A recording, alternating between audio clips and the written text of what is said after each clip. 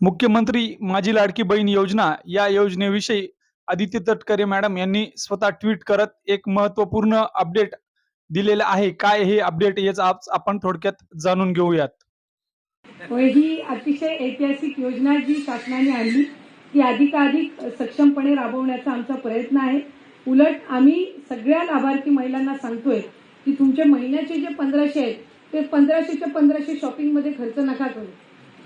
उलट त्याच्यातले 100-500 हे तुम्ही बचत गटामध्ये किंवा कुठले तुमच्या इथं आता कृषी उत्पन्न बाजार समिती असेल किंवा सहकारी क्षेत्र त्या ठिकाणी असेल किंवा असं जिल्हाधिकारी आपण ह्या काही बँका असतील त्याच्यामध्ये सोसायटी फॉर्म करून जर एकत्रितपणाने तुम्ही त्याचं चांगल्या पद्धतीनं त्याचा आपण ते जर आपण जमा करत राहिला दर महिन्याला जे काही लाभ येतो त्याचा 100-500 तर तुम्हाला पुढच्या कालावधीमध्ये कधीही एका विशिष्ट रकमेची गरज लागली तर तुम्हाला त्याच्यातून लोन असेल किंवा ती रक्कम असेल ती प्राप्त होऊ शकेल.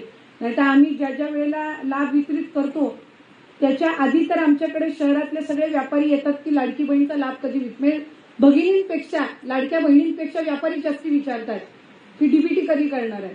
तर मी 1-2 वेळा व्यापाऱ्यांना विचारलं तुम्ही का विचारता तुमच्या घरातलं कोण लाभार्थी आहे का. ते म्हणले नाही ज्या दिवशी डीबीटी झालं त्याच्या दुसऱ्या दिवशी मार्केट जाऊन गजबजलेलं असतं म्हणून आम्ही विचारतो की बाबा डीबीटी कधी होणार आहे. त्यामुळे सगळे पैसे शॉपिंग किंवा खरेदीमध्ये न घालवता जर त्याच्यातली ठराविक रक्कम तुम्ही साठवून ठेवत चाललात तर तुम्हाला निश्चितपणाने त्याचा पुढच्या कालावधीमध्ये फायदा होऊ शकेल.